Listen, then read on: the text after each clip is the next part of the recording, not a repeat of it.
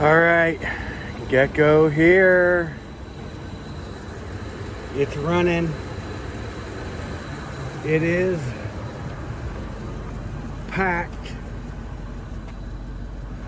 And I am ready to go. I actually already left once, but I forgot my snacks at home. Luckily, I just went to HEB in town to get cigarettes and my snazzy little shades here. So I ran back home to get my snacks, and now I'm off for real. It's about 3:30, so I should get there about 7 or 8 a.m. We'll see. I'll pull you back out later on the road. This is gonna be fun. Road trip, baby. All right, guys, I'm about 100 miles in. I'm in the town of Llano, and look at that right out there, Texas Hill Country. I drove past a whole bunch of stuff like that, but bigger. But with the windows down, I'm sure you wouldn't be able to hear anything, and it'd be noisy. So I haven't been filming while I'm driving. If it gets cool enough and I can have my windows up with the air condition on, because the air condition at night will blow cool air-ish. So I'm just taking a short little smoke break.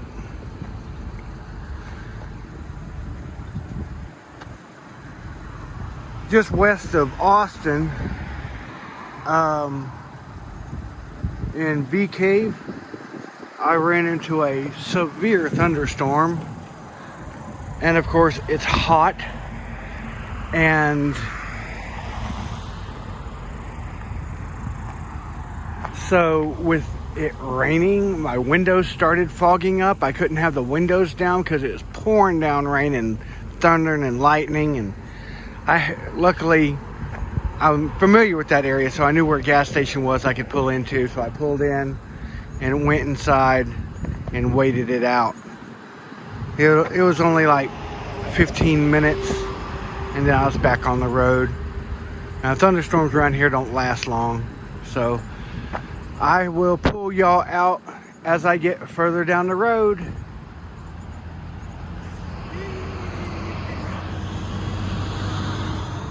Hey guys, I am in Post, Texas, and I just filled up for the first time in. I've gone 362 miles, I believe, and I'm not really sure what time it is, but I think it's about probably 10 o'clock-ish, no later than that. So I got roughly 11 and a half hours to go. It says I should be pulling in about, I don't know, 8 a.m. Well, my appointment's not till 1:20 p.m., so good on that front. So far, I've been rained on 3 times. I got soaked once. I got dripped on the second time. The third time was a light drizzle, and I was fine. But I got soaked that first time. So, so far I haven't had any problems. I'm just hoping that the bank account lasts me till I get there. I just looked at it, and there's like $232 left. And it took me almost $80 to fill it up, and I believe I have to fill up at least twice. So I hope I make it. So I'll check back in later.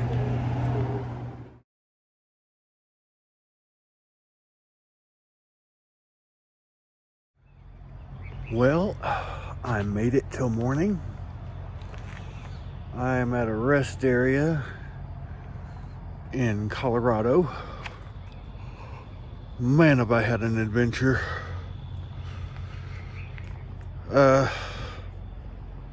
So down around Amarillo, the temperature light on my truck came on, and as soon as it came on, I lost power. You know, I pressed the gas and it was just slowing down. So, me not being mechanically inclined, didn't know what the hell to do. So, like, not even 10-15 minutes before this happened, my wife asked me, "Is the truck doing all right?" And I said, "Heck yeah, the truck's doing awesome." 10 minutes later, kaput. So,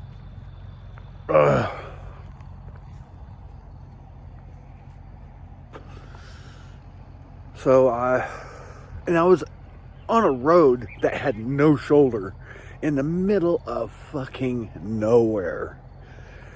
So, hold on, let me turn you around so you can see what I'm seeing, because it's awesome. Alright, so anyway, I finally get to the next intersection. It's a T intersection where I have to turn right, and like 13 miles is a town. So I park there, throw up my hood, try to find out what's wrong. There's water, there's steam and mist spewing out from underneath the radiator reservoir cap. So I look underneath, nothing's dripping really, but you can tell where it's sprayed down the side of my truck, and the undercarriage is wet, and down the lower part of the engine is wet. So I'm there for like 10 minutes, and this 18-wheeler pulls up behind me, and he gets out and comes over and to see if he could help. And so he took a look at it, and the reservoir was bone dry. You know, once I got the cap off, there's nothing in there. So he goes back to his tractor trailer and pulls out 2 gallons of coolant and throws it in there. And so, hold on, I've got to zoom in, because it just doesn't do it justice way out there like that. And they got these little gazebos here, picnic table gazebos. Hold on, let me pull you back out. It's kind of cool. You know, it's got little trees around it. Anyway, I'm gonna walk back this way, zoom back in. So anyway, see, there are mountains out there. I haven't quite got to Pueblo yet, but I'm jumping around in my conversation. Let me finish my story. So he throws the coolant in there. We look at the hose underneath the reservoir that goes to the radiator, and it's not leaking. So, and the radiator's not leaking, and neither is the reservoir. So that's a good sign. You know, nothing's broken. It just, my truck overheated and ran out of water and coolant. So he gives me the 2 empty jugs and says, as soon as you get to a gas station or somewhere, fill them up, fill up your reservoir, and then fill them back up and keep them in your truck. I mean, he wasn't mean or nasty about it. I mean, he was awesome. He was he was taking a load of motor oil and coolant to Trinidad, which is right over the Colorado border from New Mexico on I-27. So he had pulled up behind me because he had come from Lake Charles, Louisiana. And he was pulling over to go to sleep. And I am lucky that he did. He was a lifesaver. And I'm just gonna say it. Shout out, man. His name was David Morgan. He's a truck driver from Lake Charles, Louisiana. God bless him. So I get to a gas station. It's closed, but there's a spigot on the outside of the gas station. So, man, God's country. Sorry, I'm distracted. So I fill up the reservoir, and then I fill up the jugs. And so far, like, that was right out as I was skirting around Amarillo. So I've gone a fair distance, a couple hours since then, and I haven't had any more trouble. Okay, I'm gonna zoom back out. I'm probably shaking y'all to death. Well, you can actually see those far mountains even better than you can the naked eye. That's awesome. So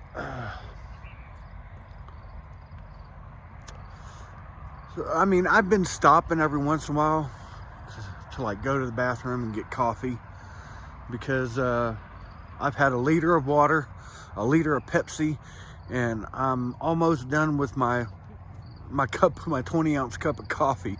So my bladder has been full, but it gives me a chance to park the truck and turn it off and let it cool down, you know, before I start back up.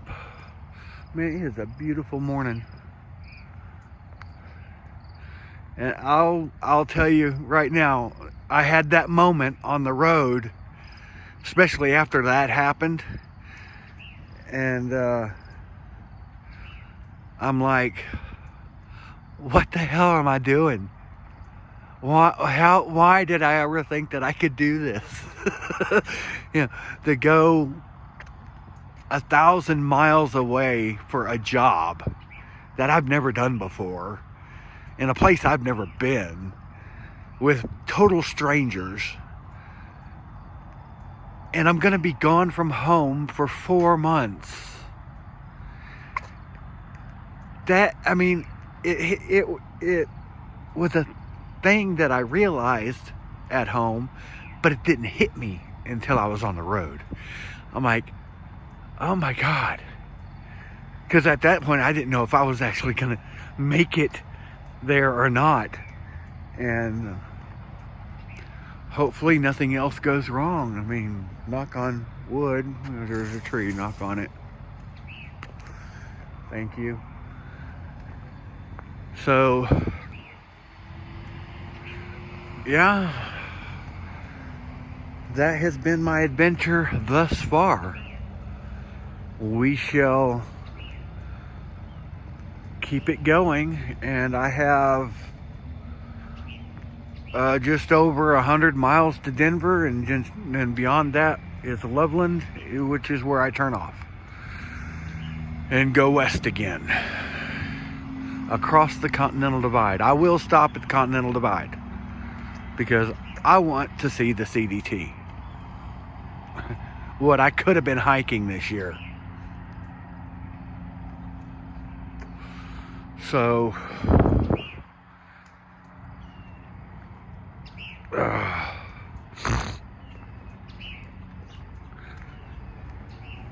I will put y'all back away for now, and I will pull you out next time I stop. Later.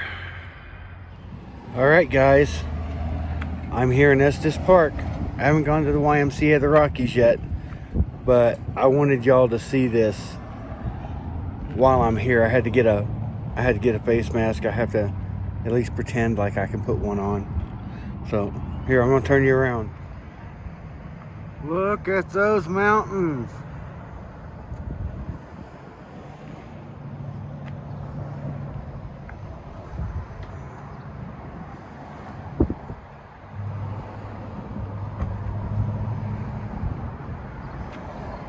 You would not believe the road I had to go on to get to this place. Look, there's still snow on top of those mountains. Those are in the Rocky Mountain National Park. That right there and there and there is snow.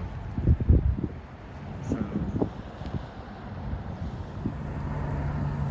oh, I wasn't recording.